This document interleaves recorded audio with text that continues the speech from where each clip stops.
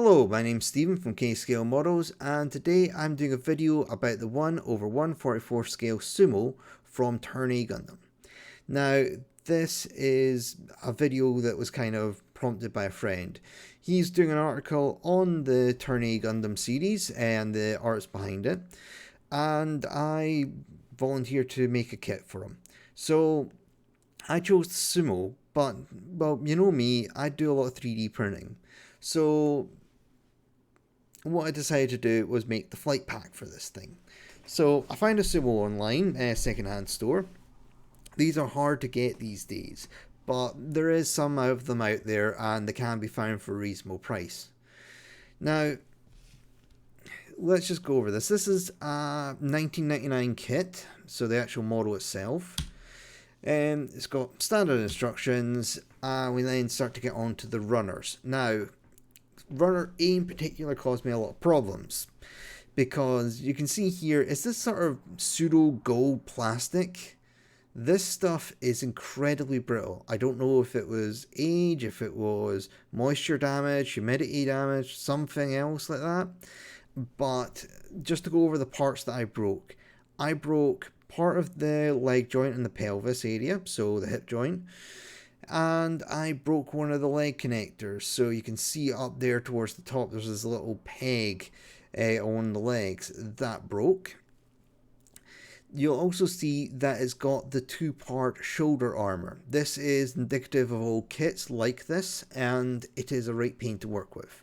What we used to do for Gundam Wing kits is we used to carve out holes so you could slip the thing in after gluing it together and sanding it all off, because the colour of this will be different than the actual shoulder itself, which is unfortunately kind of common.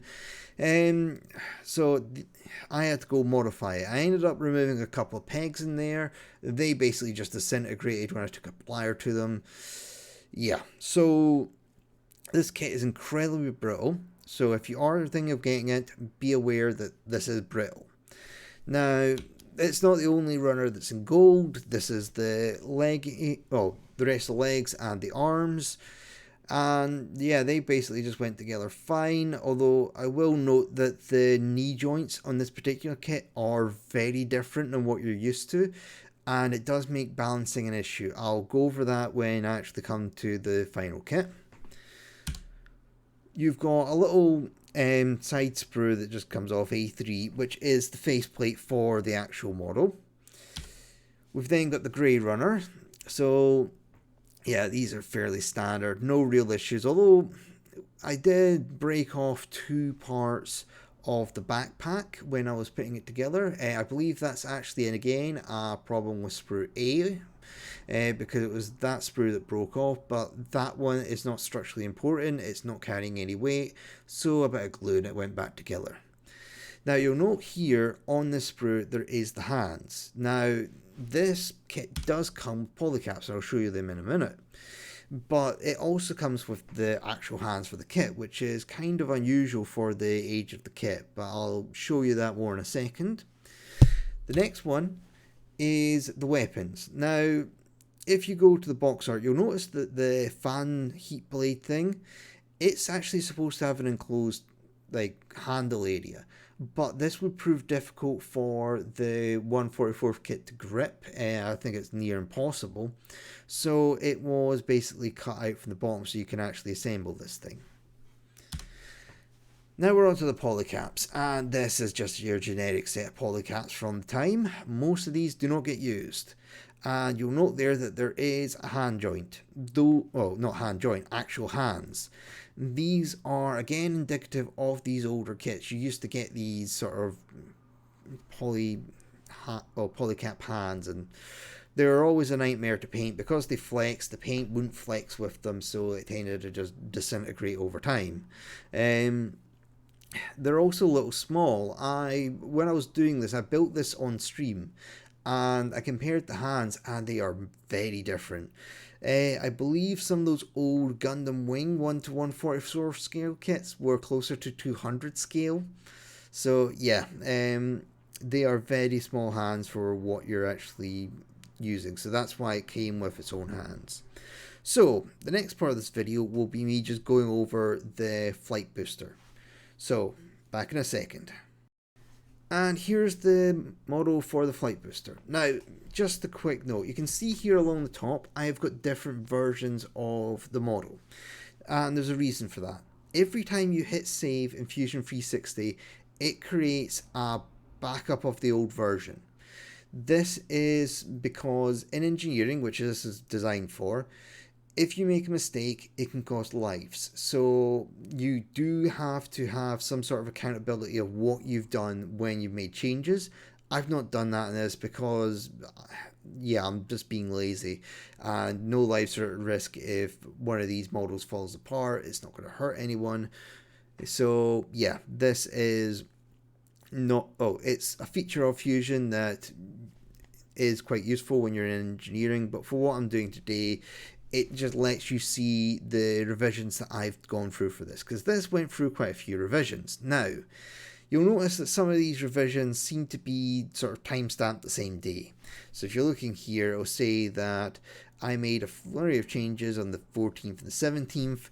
This was me basically just like making small changes, saving, making another small change. So what I've done is I've taken the most important ones out of this that I've found, and I'm just going to go over them. So let's start with the original kit that went to the printer, number 9.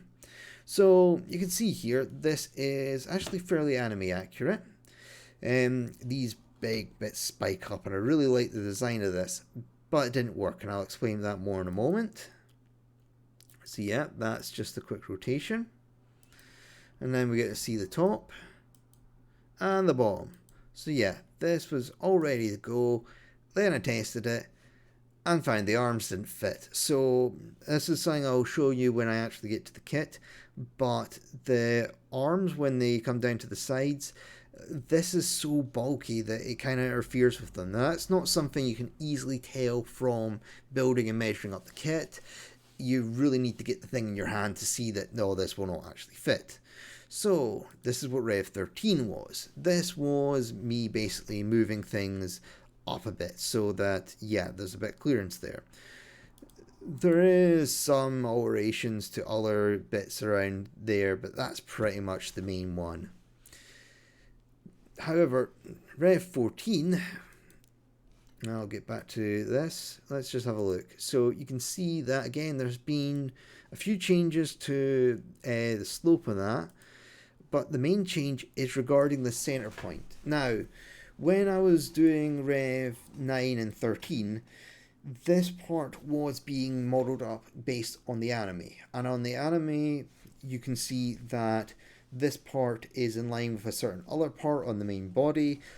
But when you come to actually make the kit, that part that's this would be flush against has something sticking in it around the back, and it was colliding with this. So there's a couple of revisions made there. So that brings us on to Rev 14. Rev 15 has a slight alteration to these bits, but its main alterations to this bit here, it's been moved up ever so slightly on the Rev 15. Rev 16 was more just tidying little things up, and this is the final one that you can go download yourself. So, if I don't know if I've already said this, the models are freely available. This was done all on Twitch, or at least the modelling side was mainly done on Twitch. I did end up having to do stuff off the stream because I was kind of in a rush. I needed to get things done. Because this was a project for a friend, he's got a deadline for his stuff. I've got to therefore stick to said deadline. So yeah, that's the 3D printing all done. So I will go over the final model and give you a little walk around of it and show you it. And here's the model in all its glory. So you can see here that the arms still do struggle to fit. So let's just go over the fit of the kit. So as I said, I broke some bits. The part of the hip joint, like the ball that connects the leg to the actual body, that broke. A part of the knee broke, which was a right pain, and I ended up just super gluing it in place, so that's now fixed. And the arms, I probably need to get them pushed in a bit more, but I am terrified about breaking this thing. It is very fragile. The old plastic, as I said, I don't know if it came like this originally or if it is just the actual model itself, well, over time has degraded, whether it be water damage, humidity, something like that. But it is incredibly fragile and brittle, and just, yeah, be careful when assembling this thing. So, yeah, that was the assembly side of the model, at least. The 3D printed part, you can see here there is parts that don't quite line up. And what was happening here is, again, I was working to a deadline.